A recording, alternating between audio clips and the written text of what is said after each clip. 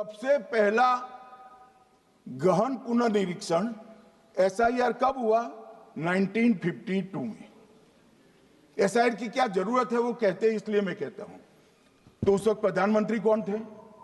जवाहरलाल नेहरू। किस पार्टी से थे? कांग्रेस पार्टी से। दूसरा कब हुआ? 1957 में। फिर जवाहरलाल नेहरू प्रधानमंत्री थे, कांग्रेस पार्टी से थे। तीसरा हुआ 61 में, उसमें भी जवाहरलाल नेहरू प्रधानमंत्री थे और कांग्रेस पार्टी थे। 65-66 में भी हुआ, एक ही गहन पुनर्निरीक्षण 2 साल में हुआ। उस वक्त भी श्री लाल बहादुर शास्त्री प्रधानमंत्री थे, कांग्रेस पार्टी थे। 83-84 में हुआ, इंदिरा जी थी। 87-89 में हुआ, राजीव गांधी थे। 92-93-95 में हुआ, नरसिम्हा राव थे। 2002 और 3 में हुआ, तब श्री अटल बिहारी वाजपेयी थे। मान्यवर, 2004 में गहन पुनर्निरीक्षण समाप्त हुआ, तब डॉक्टर मनमोहन सिंह जी प्रधानमंत्री थे।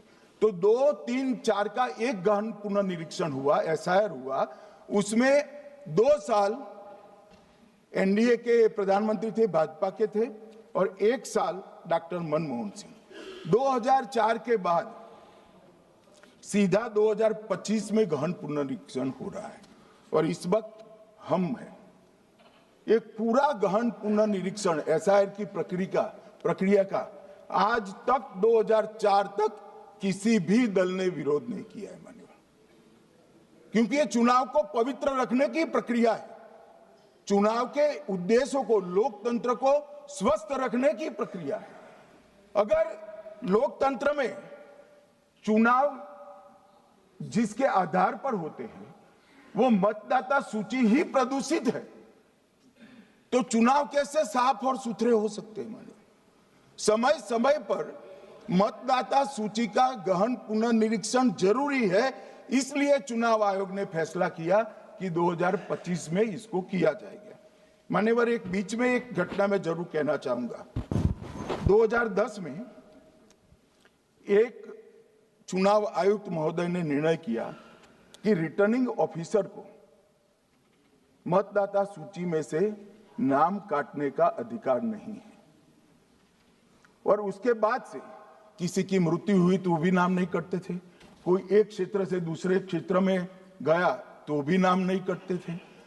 एक व्यक्ति का ट्रांसफर हो गया तो कोयम्बटूर से वो शिमले चला गया, भारत सरकार का कर्मचारी है, तो उसका नाम कोयम्बटूर में भी रहता था, शिमला में रहता था, क्योंकि 2010 में मैं बताता हूं, मैं बख्शूंगा नहीं, आप चिंता मत करो, क्योंकि 2010 में एक व्यवस्था हुई कि किसी का नाम नहीं काट सकते, और उस वक्त भी कांग्रेस पार्टी की सरकार थी।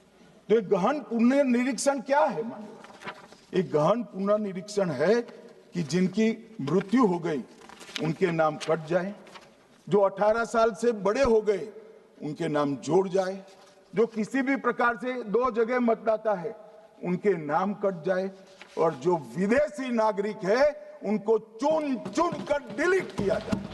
ये गहन पुनर्निरीक्षण। और मैं आज इस मंच से, आपके माध्यम से इस सदन को और देश की जनता को कहना चाहता हूं, क्या कोई भी देश का लोकतंत्र सुरक्षित रह सकता है जब देश का प्रधानमंत्री और राज्य का मुख्यमंत्री कौन हो वो घुसपैठ ये तय करेंगे?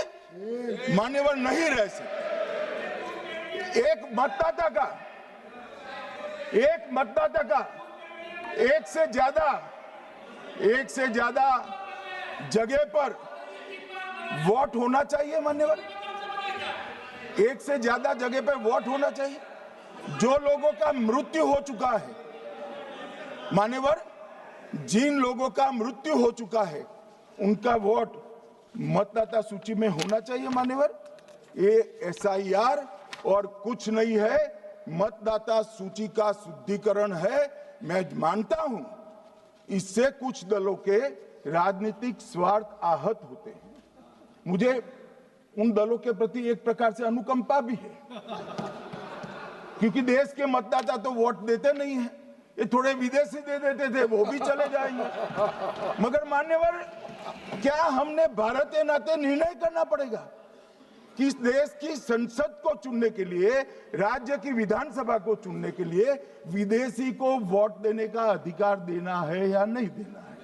और मेरा मत है, मेरा विनम्र मत है मान्यवर, कि ये नहीं देना चाहिए।